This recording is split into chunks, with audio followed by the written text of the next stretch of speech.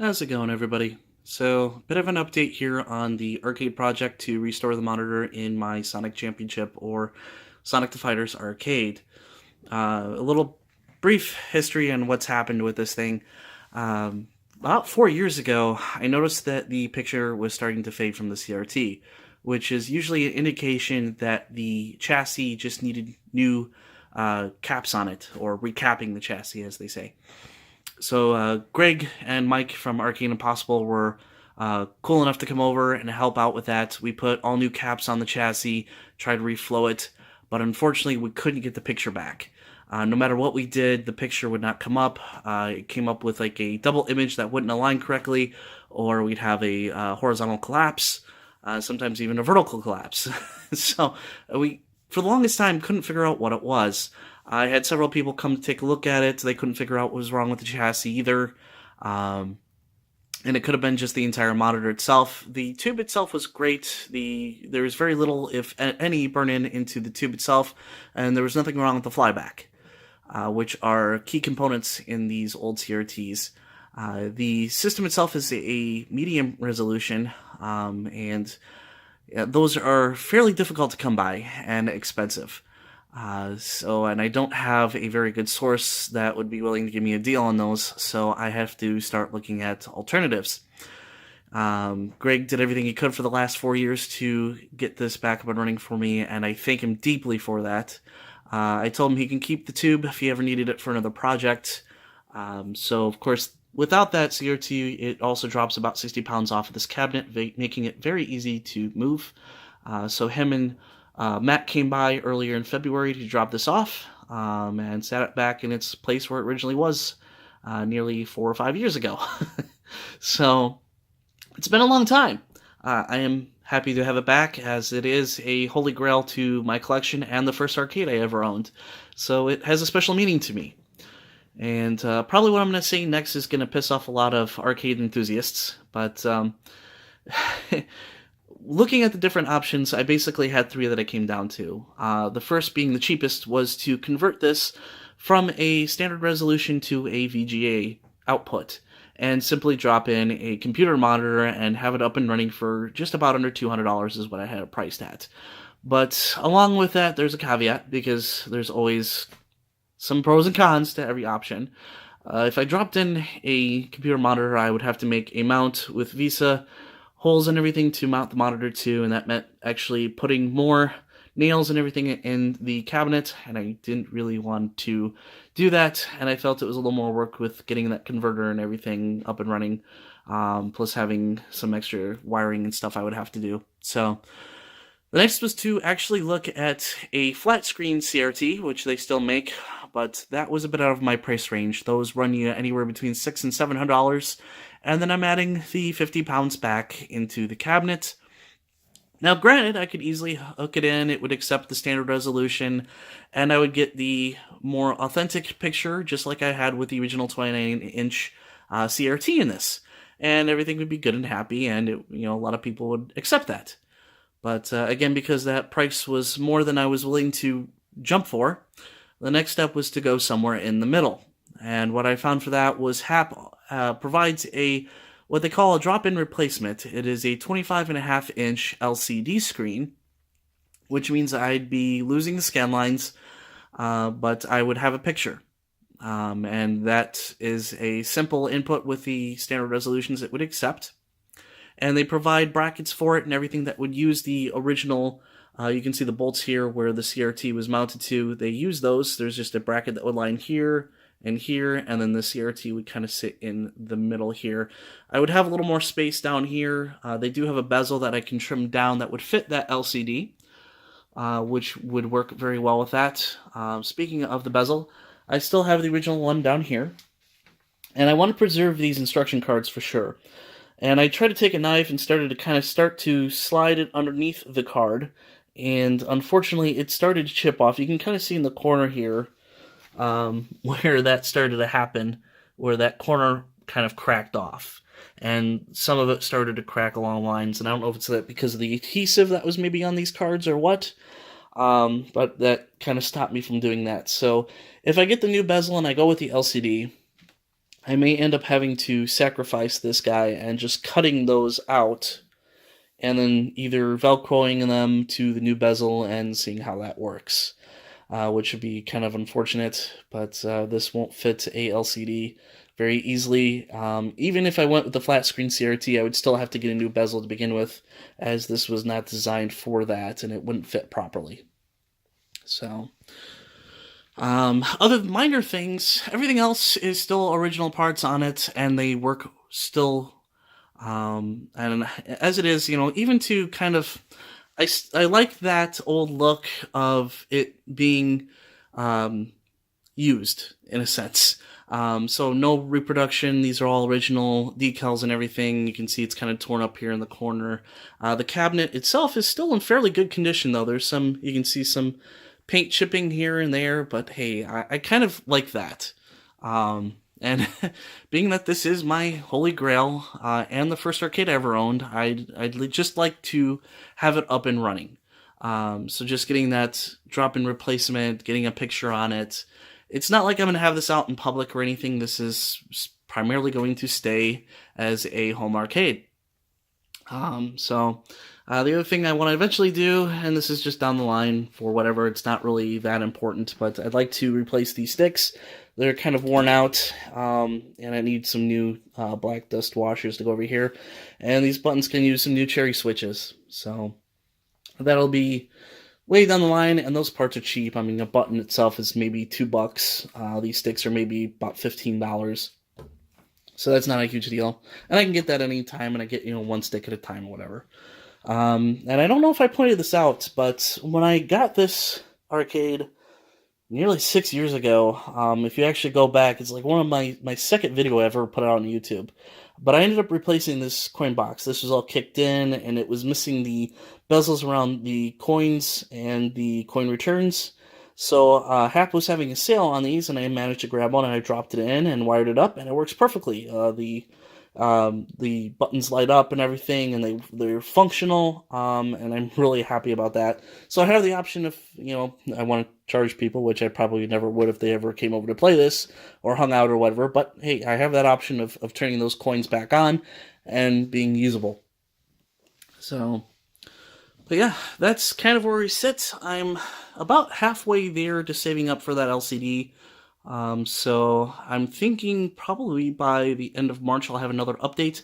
By then I should have the brackets and everything, and we'll start wiring this up and see how it goes. So that's it for the arcade update. So we'll move on to the video game pickups for January and February. So I really didn't do a video game pickup for last month of January, simply because of the fact I only had about 2 games, and I didn't feel it was really worth doing a video at that point. And then things exploded in February. So we're just going to kind of jump right into it. It was actually my birthday in February, and Matt was really cool enough. He knew that I was collecting a particular subset, I guess you could say, of video games, mostly fighters, and that is the BlazBlue collection. I have a bunch of the BlazBlue games for the Xbox 360, the PS3, and a couple on the PS4, but one that I didn't have was on the PSP. And he managed to find BlazBlue Continuum Shift 2. So that's the only other one is the original BlazBlue on PSP, which I am still looking for. But I'm not in any hurry to really pick that one up. So, but yeah, still pretty cool. I don't get PSP games very often, so this is really neat to kind of have. Fighters are kind of unique on handhelds. So, jumping into the more recent stuff. Of course, we have Valkyrie Chronicles 4. I really enjoy the Valkyrie Chronicles series. I played the remaster, even though I never really finished it. I played the original PlayStation 3, the PlayStation 4 remaster, and then I have the other one, the side one, which was okay. A lot of people really didn't like it. I had fun with it. I ended up completing it. So I'm looking forward to giving this one a shot. I've heard a lot of good things about this one, and I really like how the system works. So that'd be fun to get around to. And then, weird one. This game was available on the Sega CD and the Saturn, I believe. I think I want to say I owned the Saturn version of this way back in the day, and ended up having to get rid of it. I'm not really big into FMV, full motion video games, per se. They're kind of a weird niche. But this one was kind of unique just because Screaming Villains has come out with Night Trap and such. And of course, I'm talking about Double Switch from Limited Run Games, where they kind of updated the video quality and everything. And unfortunately, I do know that there is a problem with the menu when you go to change what type of style of overlay that you want for the game. It doesn't always keep it, and every time you go in or if you lose the game, you have to reset it. So it's kind of unfortunate. I'm not sure why that is, but and then of course with LRG they always send out the cards. So this is the one I got. And then a guilty pleasure. I really enjoy hack and slash or beat 'em up games. It's probably one of the top 3 genres that I really enjoy. And this one people give a lot of flack to simply because of the fan service that's in it. But I really like the characters, I really like how the game plays, and I have a lot of fun with it. So, and that is Senran Kagura Burst Renewal. This is the tailor-made, or the Bursting at the Seams edition, which comes with a bunch of little goodies. I actually completed and platinumed this game. That's how much fun I actually had with it. And it's actually really good. It's actually a remake of the Nintendo DS version. So it's the very first game in the series. The rest of them came out on the Vita or the PS4. And then, of course, Senran Kagura 2 is also on the 3DS. So, and this comes with some little rubber keychains of all the characters called Busty Besties, which I think is kind of humorous. And then the other edition, which is the tailor-made edition, you usually get this box. And this includes the PS4 game and a 2-disc soundtrack. Nothing as fancy as some of the past versions, like really come with an art book and so forth. I really kind of would have enjoyed an art book in this, but you got some extra things. There was some extra downloads and so forth for it that they gave you, but nothing too particular that really stood out to me, other than the fact that you get the keychains. So, all right, moving on to the big stuff, PlayStation Vita. Rumor has it there's only about 20 games left that Limited Run Games is releasing for the Vita, and we have about 3 more physical releases retail-wise that are coming from NIS America, or NISA. So those are coming this month now. It's March, so all 3 of those. So this will probably be the last month for retail games. So it'll be kind of interesting.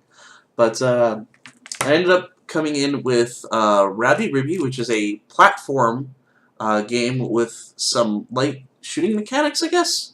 I haven't actually played this one yet, but it is one that I'm kind of looking forward to seeing. And it came with a soundtrack, which is kind of different. Usually they don't include soundtracks with the standard editions. They're either separate or they're an extra cost. And then they had some 4 extra card packs. So you get the card that comes with the game, and then there was an extra 3. So they're kind of cutesy ones, but here's the first one. The second one, 3, which is the gold version, which I guess is pretty rare to get any gold foil ones. Another silver, kind of risque. And some of these are kind of foil type things, which are really cool. You don't see those very often. And then the main title. Next we got Seralim 2, a kind of a 8-bit RPG. Not really my thing. I really had no interest in the game, but for the collection, of course, gotta get it. Another 8-bit RPG, Dragon Sinker. Descendants of Legend. This one definitely has a Final Fantasy vibe to it, and it's by Kemco, which I guess Kemco is not very much a popular publisher or a developer. And then you get a nice little foil card with it. And then Into the Sun. This one I actually got on Xbox Live as a gold game. I don't really care for it. It's really not my thing. Basically, there's different gliders that look like birds, and your whole objective is just to avoid obstacles as the sun is setting and get through it as close as possible until the sun's completely out, because the glider runs on solar power. An interesting concept, but I just really didn't find it all that fun. I got to the second level and kind of dropped it. So, not really my cup of tea. And then, of course, we have the nice little sun setting background on the card. This one is coming out on like freaking every system, including Dreamcast. That's the Another World 20th Anniversary, which is a kind of a 8-bit platformer. And I forgot the name of the prequel to this, and I want to say I used to have that on Genesis. But this, yeah, they came out with this on Switch, Xbox, PS4, Dreamcast. Kind of an interesting one. I will be giving that one a try, and then of course we have the main character on the card. Another RPG, I'm not sure if this is 8 or 16-bit, but this is Defender's Quest, Valley of the Forgotten. Kind of a cool cover. This is by Level Up Labs, published by Limited Run. So not much on the backside really to tell you much about it. It's tactical tower defense, not really an RPG. Well, it is an RPG. Battles with a party of persistent and customizable RPG characters. So kind of a tower defense game, I guess. And then we have the cover in a foil card. And it also came with a map. Another weird, odd one. So yeah, kind of interesting for that. Retail release. The sequel to this game had a huge collector's box that is kind of sought after and was very hard to find.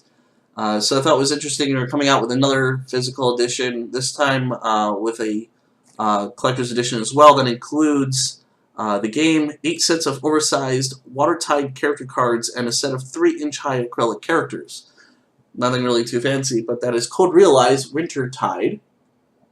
Another Otome, where it's the one girl and you have 8 different guys to choose from for dating, and it's kind of a steampunkish, kind of almost a kind of a steampunkish type feel to it. But yeah, I didn't play the first game of this yet. It is on my backlog, of course, and this is going to get added to it. So, and lastly, the big one, or the more controversial one, Night Trap for the Vita. Now, there's several issues with this. I don't know why Screaming Villains didn't completely test this. If they did it all, I don't know, or it wasn't caught through QA. But there is a game-breaking bug on this game. You can't finish it. There's a part where you follow the main character out of a room into a hallway, and you're supposed to follow, but when you do, every room is empty, the counter continues, and the game just doesn't end. Which sucks. Supposedly there is a patch that's been submitted. They're working through to get through to Sony, but the whole point of Limited Run was to have the entire game, patches and all, on the cards. And that didn't happen. The other interesting thing is as the current time of this video, this game on the Vita is only available physically. It's not available on PSN yet. There has been talk that they will be adding it to PSN at some point, but it may be a month or two before we really see that. So I'm not sure what that means for this game, but it's much better to probably find the PS4 or the Switch version. So I'm really disappointed because I wanted to play this on my Vita, but with that game-breaking bug, it's a real pain in the butt. So yeah, and I did get the alternate cover because I do triple dip on this. I do have the PS4 and the Switch version, and I don't have the alternate cover. So it's kind of course, weird that I get the same cover for the first 2 games, and then the third one I get the alternate one. So yeah, and then of course the card for that is just the cover for Night Trap. That's it for now. Next month may be kind of a weaker month as well. Oh, I also wanted to mention, I did pick up Kingdom Hearts 3 for the Xbox. I actually completed the game. I didn't really get 100% on it, but I got at least 50% of the achievements. I got the secret ending and all that good stuff, and I ended up trading it back, simply because I kind of felt it was lacking in stuff. It was a fun game to go through. It was really cool to see all the newer Disney characters in it. I felt like it was missing something, and the game was fairly short, shorter than what I remember some of the older games being. I think I completed the game in about 36 hours, and that was with getting all the hidden Mickeys. And I'm sure if I wasn't going for all the hidden Mickeys, I could probably complete the game in about, maybe a little under 30 hours or 30 hours. So I didn't feel like there was a lot of substance there. I felt like there was kind of missing something, but I wasn't quite sure what. So I ended up just kind of selling it back. I got it for cheap anyway, good deal from Best Buy. And the fact I kind of feel like what Square Enix does with that whole series is they end up coming out with like a 2.5 or 2.8 version. So I'm sure they're going to be adding some stuff. There's already talk about some DLC coming for it. But I felt I kind of wanted it all on a disc, and I'm pretty certain that they will come out with a newer, updated version of it with some extra stuff. So that's it. As always, I thank you guys for watching, and we'll see you next time.